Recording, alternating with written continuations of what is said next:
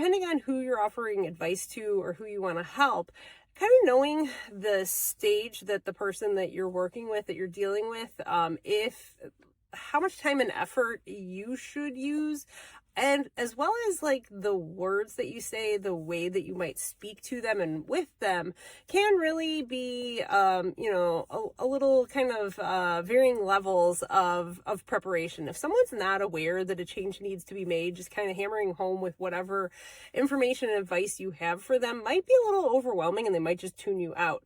Again, if you think about it from the framework of weight loss, if someone's not aware that they need to improve their health or if they need to work on losing weight, if you start talking to them about like intermittent fasting and all of these different types of like training modules, or like, hey, you should run a marathon, that's a little too much, a little too fast for them.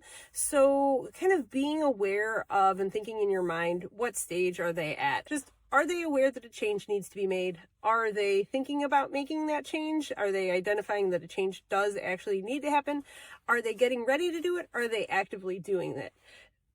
Borrowing from the trans-theoretical model of weight loss, there's actually 4 to 5 stages of change that really kind of helps to know when you are working with someone, or if you have advice for someone that you would like to kind of consider a change. The first stage is pre-contemplation, and that's really like the person that you're talking to or giving advice to is not aware that a change needs to be made. And then the second stage is the contemplation stage. The contemplation stage is where they're aware that a change needs to be made, but they're not ready to really like take action on it yet. And then the next stage is the preparation stage, and this is where they are actively like gathering things to set into place for making that change. And then there is the actual action stage where they are making that change. They're actively working towards making the change. I'm sorry, the final stage they're in is the maintenance stage, where the change has been made. They're just kind of monitoring, maintaining things.